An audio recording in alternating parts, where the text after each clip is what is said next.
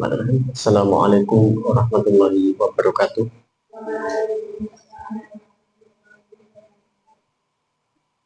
Alhamdulillah wa syukurillah ala nikmatillah. Assalatu wassalamu ala rasulillah sayyidina wa maulana Muhammad ibn Abdillah wa ala alihi wa sahbihi wa ala. Hadirin yang dirahmati Allah Subhanahu wa taala. Jangan bosan-bosannya kita menuntut ilmu. Jangan pernah merasa jenuh menghadiri majelis-majelis taklim, karena tempat-tempat itulah tempat yang mulia. Dalam sebuah hadis dijelaskan bahwasanya majelis-majelis ilmu adalah merupakan taman surga yang ada di dunia, itu majelis-majelis ilmu. Saat ini mungkin sebagian orang melihat kita sebelah mata, khususnya para ahli dunia yang segala sesuatu diukur dengan nilai materi semata. Tapi suatu saat kalian semua akan menjadi orang-orang yang sangat bermanfaat di tengah-tengah keluarga, di tengah masyarakat, di tengah-tengah umat. Secara umum orang lebih bangga apabila prestasi, pencapaian-pencapaian yang bersifat duniawi tercapai. Mereka akan bangga kalau punya anaknya sukses jadi polisi, jadi tentara, jadi dokter, diterima di STAN, masuk perguruan tinggi favorit. Tetapi mereka tidak akan sebangga ketika mendengar ada anak yang sudah tamat Imriti, Alfiyah, sudah menyelesaikan hafalan Quran, itu dianggapnya biasa-biasa saja. Karena semua ditolak atau diukur dengan nilai uang semata. Kalau sudah menjadi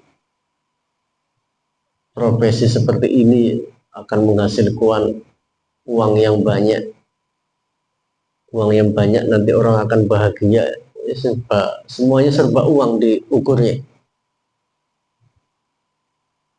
Padahal nanti akan ketemu di hari yauma la yanfa'u malu wala banun.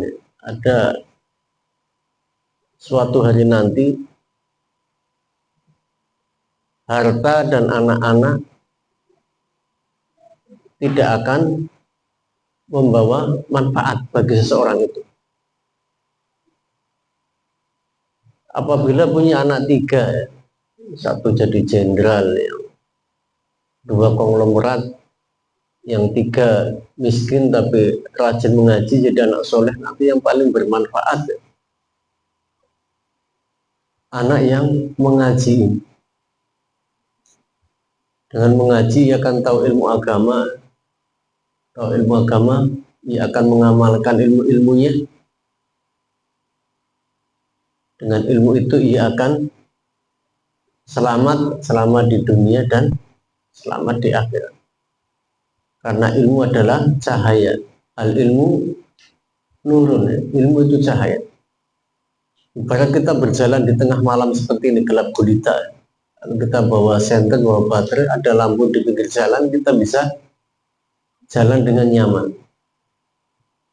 Sementara apabila kita berjalan tanpa lampu, tanpa senter, maka potensi tersesatnya itu sangat banyak sekali. Jadi itu tadi pesan di awal ya, jangan pernah bosan menghadiri majelis taklim.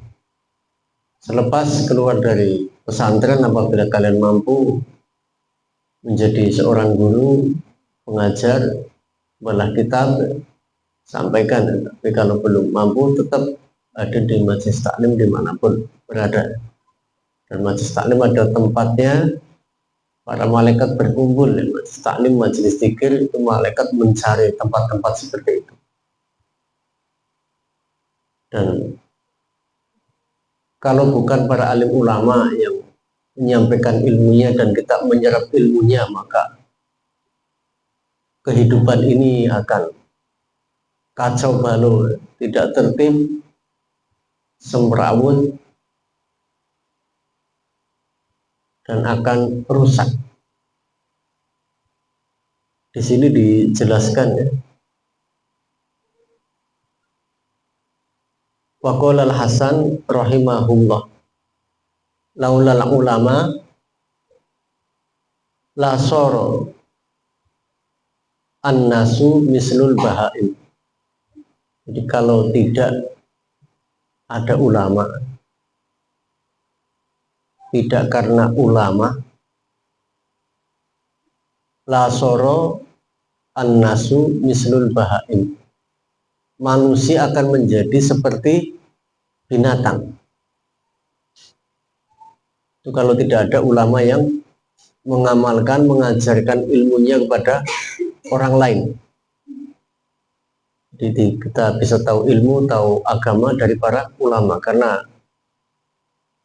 Nabi sudah wafat, diteruskan sahabat, tabi'in, tabi'in, selanjutnya sampai sekarang para alim, para ulama yang mengajarkan ilmu.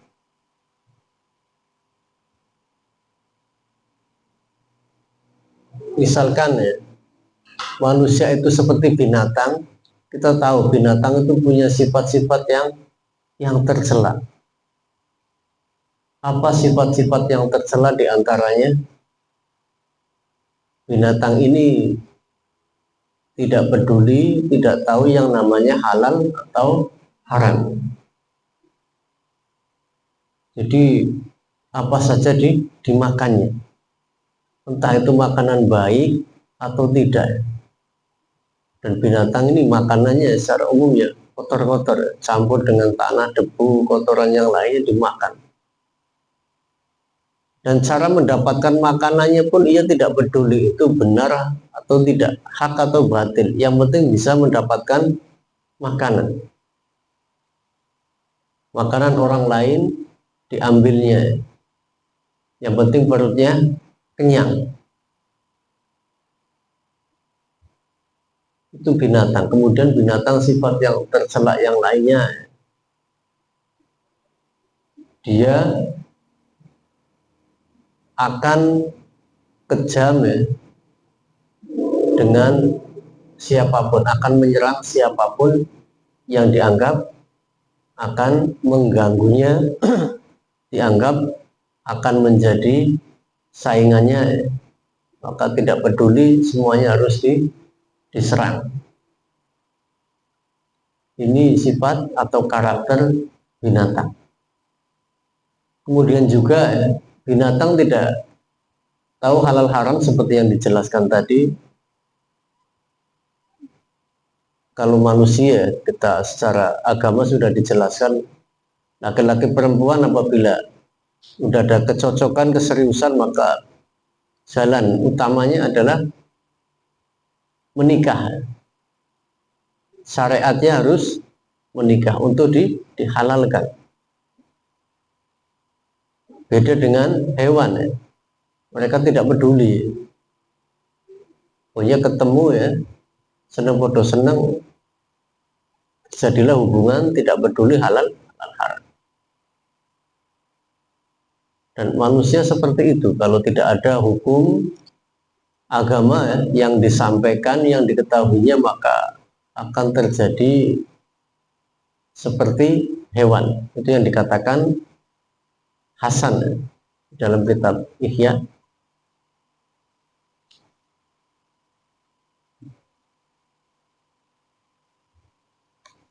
Dan sangat bahaya ya apabila karakter-karakter hewan itu dipakai menjadi pedoman manusia.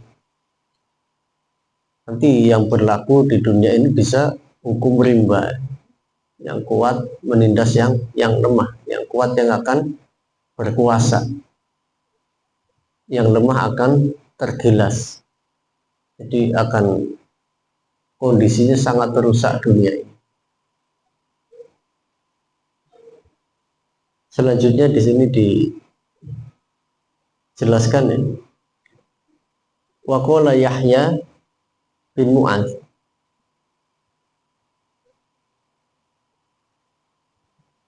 al ulama'u arhamu bi ummati Muhammadin sallallahu alaihi wasallam min abaihim wa ummahatihim. Jadi ngendikane Yahya bin Mu'adz bahwasanya ulama itu lebih welas asih, lebih sayang kepada umatnya baginda Nabi Muhammad sallallahu alaihi wasallam min abaihim wa ummahatihim, daripada orang tua mereka, ayah ibunya. Para alim ini, para ulama ini lebih menyayangi. Terus alasannya kenapa kok bisa demikian? Ulama dikatakan lebih sayang bahkan daripada kedua orang tuanya. Kila wa kaifa zalika, kila dan dikake wa kaifa iku hale kepiye, zalika utawi mengkono-mengkono arhamu bi ummati Muhammadin sallallahu alaihi wasallam. Qala Yahya bin Mu'adz li anna aba'ahum wa ummahatihim iku yahfadunahum min narid dunya wa hum yahfaduna min naril akhir. Karena secara umum ya, orang tua kita mereka akan menjaga, melindungi kita dari api dunia. Takut kalau anaknya deket-deket api, nanti kena api, kena panas ya. Lagi tulanan geni, pun hati-hati. Ada api jangan didekati. Tetapi kalau para alim, para ulama, mereka menjaganya, melindungi kita semua dari api neraka dengan mauidhahnya, dengan nasihat-nasihatnya, dengan syariat agama yang disampaikannya. Jadi orang tua tidak cuma kedua orang tua kandung kita, tapi para guru-guru kita itu adalah orang tua kita semuanya.